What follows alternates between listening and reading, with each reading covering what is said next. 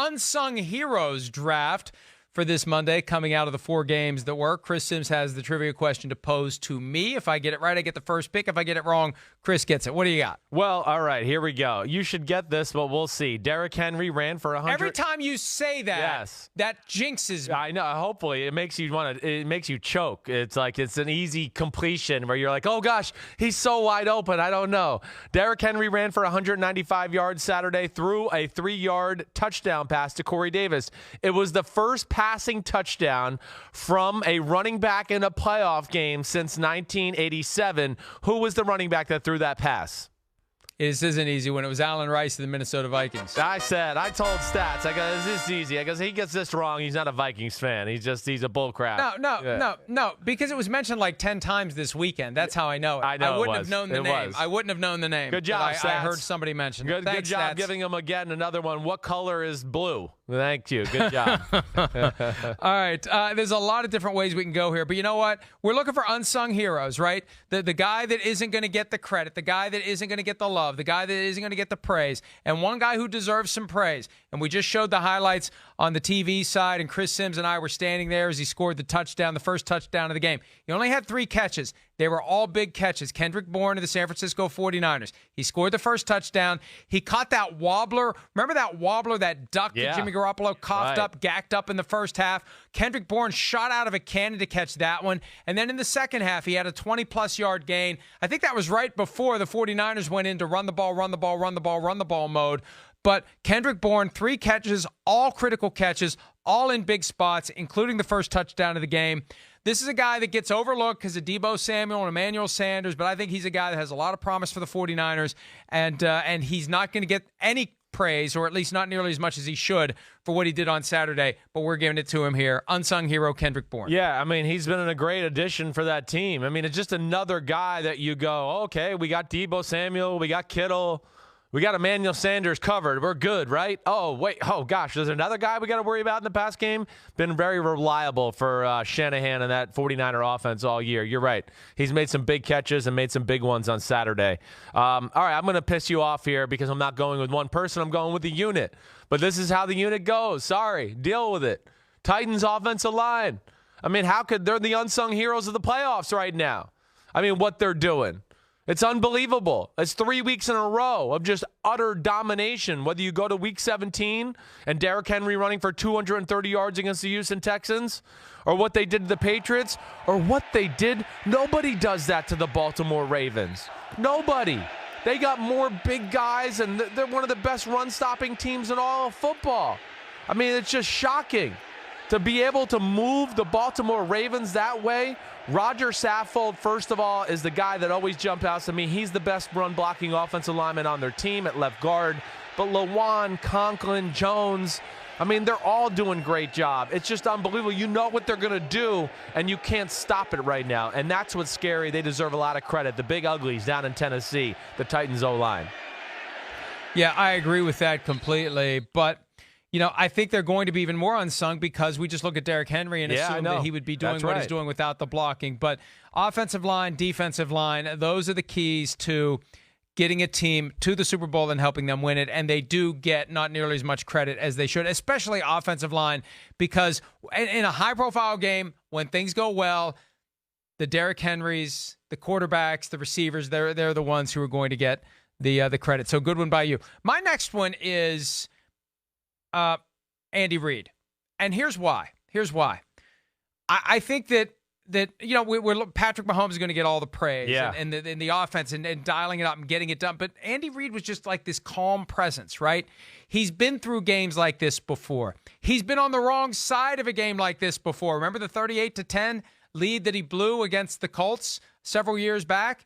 So, I mean, he didn't freak out. And I think that as the leader on the sideline, his attitude, his influence, he didn't make some crazy decision. Right. He didn't try to gain 24 points back in one play. Yeah. Let's just go about our business and everything will be fine. Right. And I think his ability, his experience, his wisdom, his ability to stay calm and show the confidence in his guys allowed them to show confidence in themselves. And again, it's not going to show up anywhere on any statistical breakdown of the game. but I think the presence, the experience, the wisdom of Andy Reid allowed the Chiefs to believe that they were capable of doing exactly what they did. Yeah, I agreed, Mike. I mean, just showed no panic on the sideline. Like you saw, disappointment and concern a little, but it wasn't like panic. That's Andy Reid. It's unbelievable there. And then, just trusted in his players.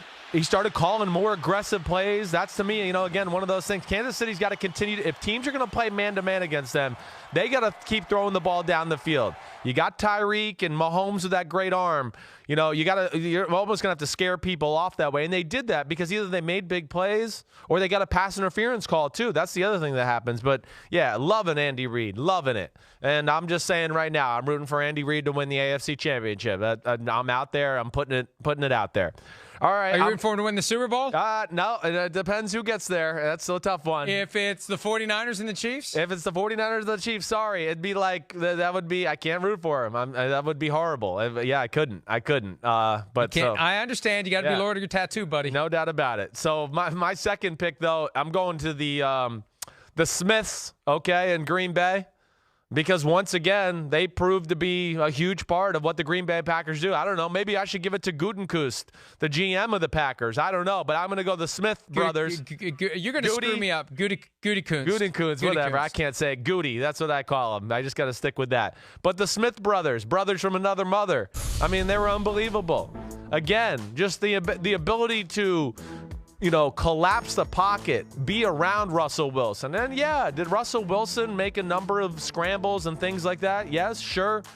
I mean, that's Russell Wilson. He's unstoppable at times. But these two guys, not only were they big time on Sunday night, they changed around this organization.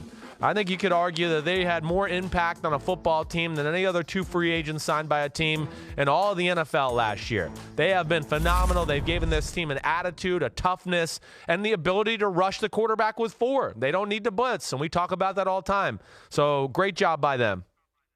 Yeah, and look, I don't want to push back on you too hard on this one, and I don't like it when there's only 4 games for us to choose from because we're going to have duplicates, and of course the unsung heroes are going to come from the winning teams. Yeah. I think that Zadarius Smith and Preston Smith get plenty of praise, plenty of credit. We hear about them all the time. I think the unsung hero for the Packers defense was Jaire Alexander for one moment. Okay, I like that, though. The corner blitz on the 2-point conversion. Right. Because there's a huge difference psychologically for the two teams in the fourth quarter if it's 28-23 and if it's 28-25. Sure. And field goal versus touchdown, that changes everything. And you have to go back to that point and replay the rest of the game to see how it plays out in the minds of both teams. But you're a little bit tighter if you're the Packers and you're only up 3. And you're a little bit, and it changes the dynamic entirely. And I think it helps the Packers to have had that 5-point lead instead of the 3-point lead. And, maybe if it was only a 3-point deficit, I don't know. Maybe Pete Carroll would have gone for it on 4th and 11, thinking if we hold him to a field goal, touchdown still wins the game. But either way, there was a huge play, and it was just like a momentum swing. Not a huge one, right? But at a time when everything's going Seattle's way, to just kick it back a little bit and keep them from getting the 2-point conversion, I think gave the Packers a nice little boost going into the last few minutes of the game. Yeah, I think there's something to know that the other team has to score a touchdown to beat you does change the game. It changes the dynamic of everything. You're right. And, again, not that I know this for sure, but I didn't feel like Jaire Alexander and the way the Green Bay plays defense, they asked their guys to play man-to-man. He didn't seem to be the guy getting beat last night, more times than not. And I know he was in some tough situations playing DK Metcalf and some of those other guys. But I don't know. I got to go back and watch the film. But to me, when Lockett made a lot of the big throws, I don't remember Jaire Alexander being the culprit of bad coverage there, too. He's been great for them. Hey, there was a moment where he and DK Metcalf kind of got face-to-face a little bit. And it's impossible to get face-to-face because there's probably that much difference yeah, right. too. And Alexander does not back down. And look, regardless of who's responsible for it, Metcalf wasn't anywhere close to the production that we saw a week earlier against the Eagles. No, definitely not. And I would bet you it is because of the guy you just drafted. He is an unsung hero, so I hear you there all the way. All right, I'm going to go, Travis Kelce. I'm going to go with Travis Kelce because, again, I know he had good stats and things like that. We're going to talk about Mahomes and the plays he made, Andy Reid, all that. But I just like Travis Kelce gets the drop early. You know, could have easily gone in the tank. But to me, this is where he really becomes unsung. We saw some of those plays. First off, some of those plays, not only great route running, but a few of these plays, he's double-teamed, he's not open. Some of the touchdown catches, I mean, this is a phenomenal catch. You know, that's a rocket low and away that he just snags with his hand. Here, the Texans got him covered. He just got great feel, and that's why I give him the unsung hero. A lot of these catches are just him and Mahomes playing backyard football. Like, hey, dude, you know, I'm over here, and Mahomes knowing where he's going to move and just unable, and his ability to uncover when covered and to do those type of things and just run routes like a wide receiver. He just adds such another element to their offense, and you know that's the discouraging thing with the Kansas City Chiefs. You could call the best defense in the world, have everybody covered. Mahomes breaks the pocket; those guys know how to react off of them, and it's a 30-yard gain. And you go, damn, what do we do? How do you stop this crew? And Kelce has just got phenomenal feel as well as being a phenomenal player in the pass game. I still have a hard time. I know you do. You're a hater. Unsung with 3 touchdowns. We haven't talked about him really unsung. the whole show. He is sung. He's very well sung. We're an hour and 45 minutes, and we haven't talked about him. That's unsung territory, okay? Yeah. One other guy that I had on my list was Arthur Smith, the Titans offensive coordinator. And,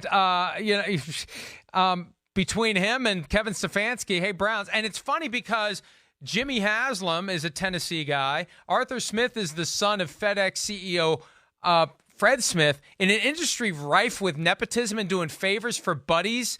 And Fred Smith was on the Pilot Flying J board of directors when Jimmy Haslam owned it. It's astounding to me that Arthur Smith wasn't even considered. Maybe he'll be the next coach after Kevin Stefanski ends up flaming out. Maybe at some point the son of the FedEx CEO will end up, a little Tennessee connection there. We're going to take a break, and when we return, they are calling for the head of Bill O'Brien in Houston. Should he stay? Should he go? We'll discuss when PFT Live continues. Hi, I'm Mike Tirico, and thanks for watching.